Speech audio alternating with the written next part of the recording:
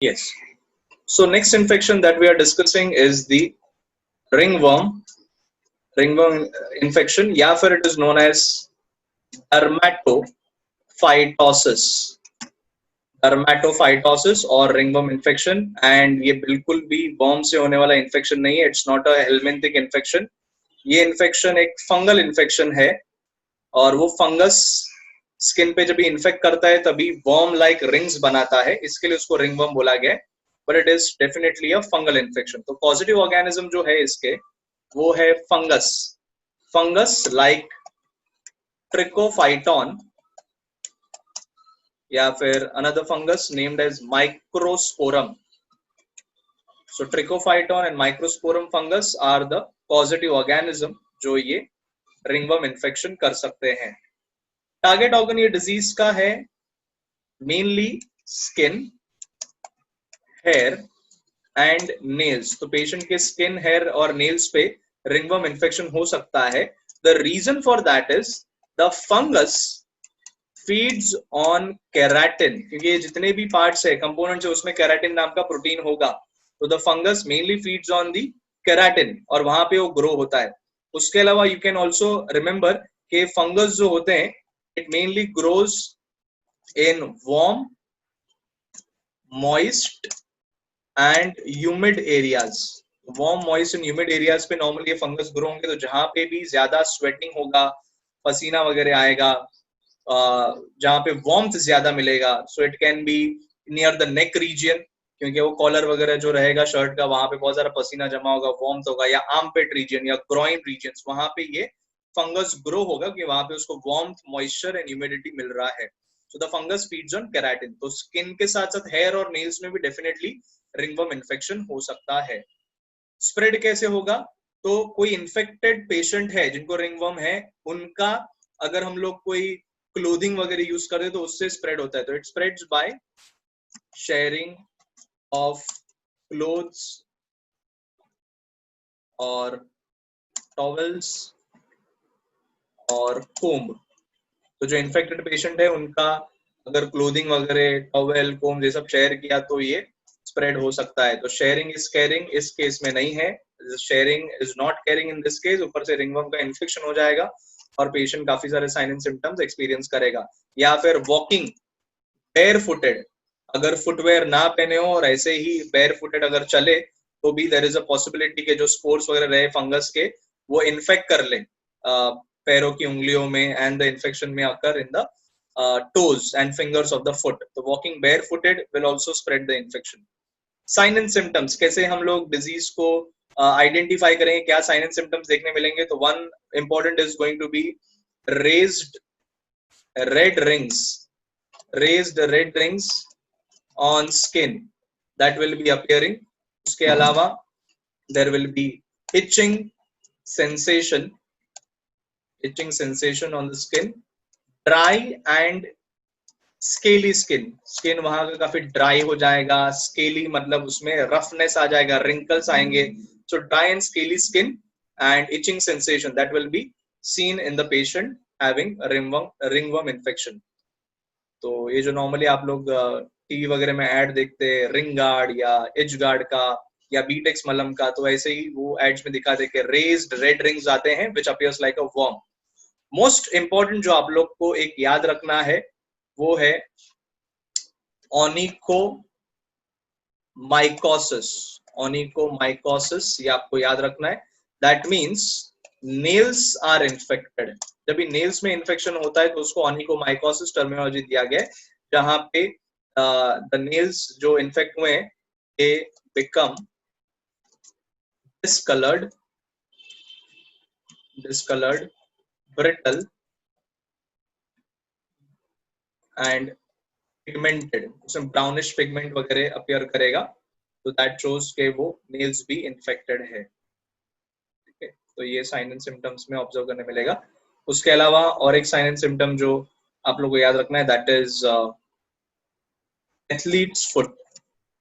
Athletes foot, जो athletes होते हैं वो फुटवेयर बहुत टाइम के लिए पहन के रखते हैं. जो भी उन लोग के स्पोर्ट्स शूज हो, जो भी स्पोर्ट्स के लिए वो लोग स्पेसिफिकली फुटवेयर पहनते हैं, तो बहुत टाइम पहन के रखेंगे, रेसिंग वगैरह करेंगे, प्रैक्टिस करेंगे, तो वहां पे पसीना वगैरह बहुत डेवलप होगा.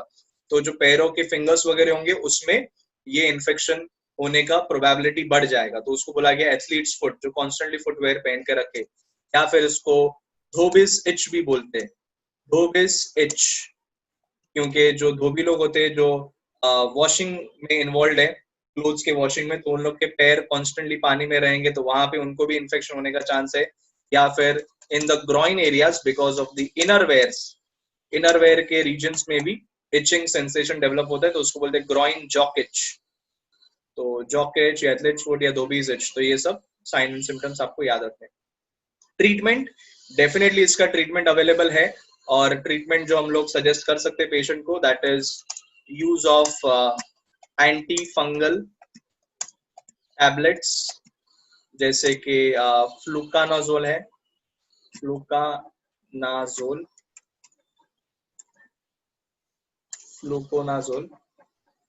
ओके, तो फ्लूकानाजोल टैबलेट वगैरह यूज कर सकते हैं, या फिर हम लोग एंटी फंगल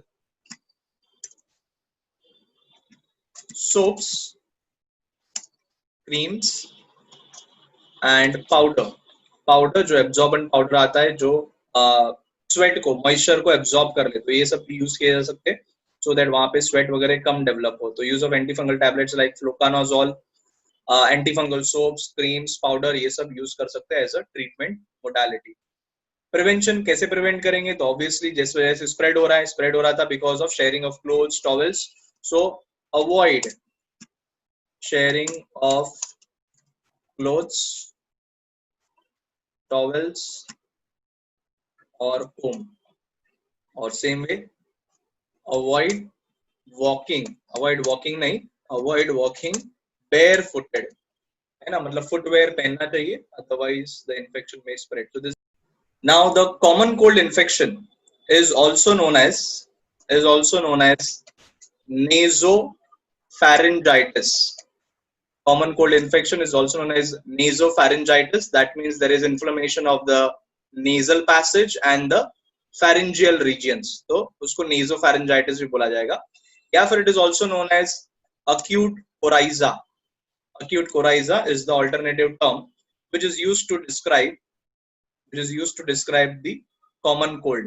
तो नॉर्मल सर्दी जुकाम ये काफी कॉमनली होता है, and the causative organism for this common cold is, एक तो वायरस जो शायद आप लोगों ने सुना हो, डेफिनेटली सुना है, दैट इज कोरोना वायरस। तो common cold is a viral infection caused by corona virus, but फिलहाल जो हम लोग कोरोना के बारे में सुनते हैं that is a mutant variety, इसके लिए उसको हम लोग कोविड-19 नाम देते हैं। तो म्यूटेंट वैरायटी है, इस वजह से वो थोड़ा ज्यादा पैथोजेनिक या इन्फेक्शियस है। Otherwise corona virus has been mentioned in text books and medical books since many years, तो ऐसा कुछ नहीं है कि we are not aware anything about coronavirus, but फिलहाल जो है variety that is a mutant variety. So coronavirus is the causative organism.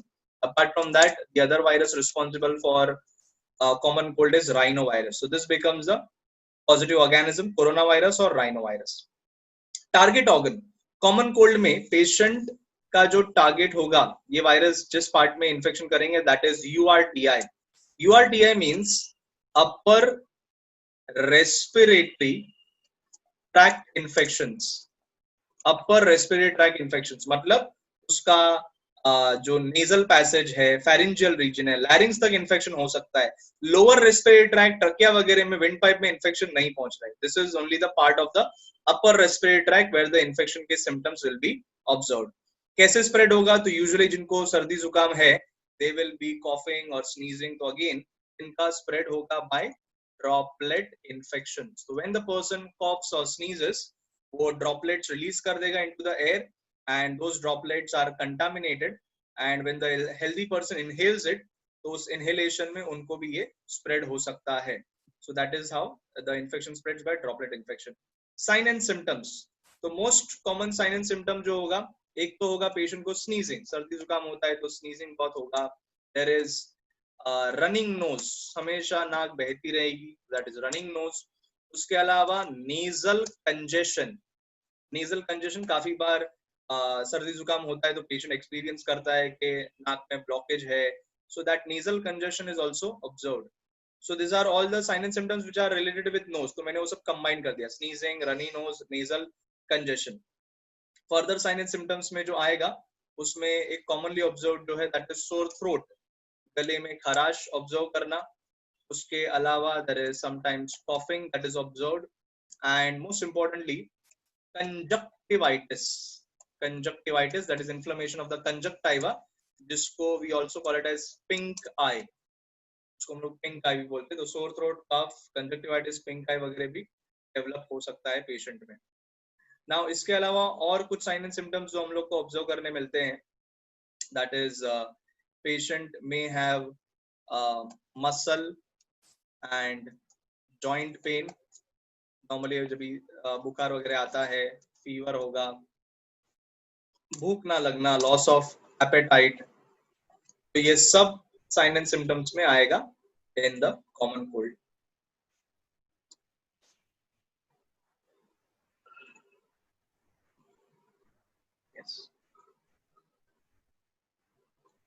Treatment बहुत ही सिंपल सा ट्रीटमेंट होगा.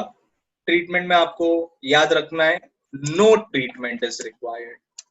ट्रीटमेंट में याद रखना है no treatment is required. Normal सर्दी जुकाम अपने आप ठीक हो जाता है. It resolves within 7 to 10 days. 7 से 10 दिन के अंदर अपने आप, एक वीक के अंदर वो अपने आप ठीक हो जाता है.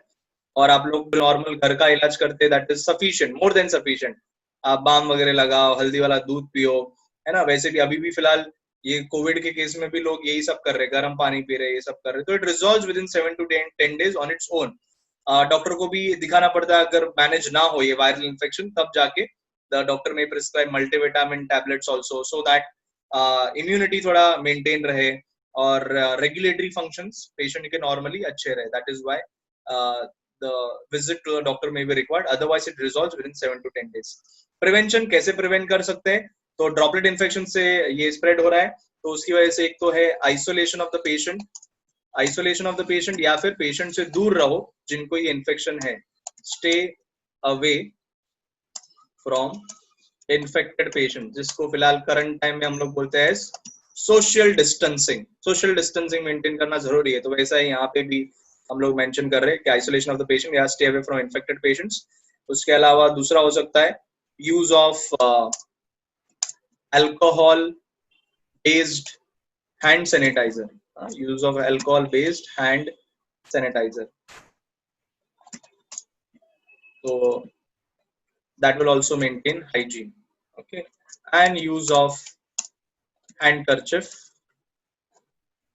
or tissue while coughing or sneezing, तो ये भी जरूरी है so that ये infection spread ना हो. Correct. तो ये हो गया about common cold.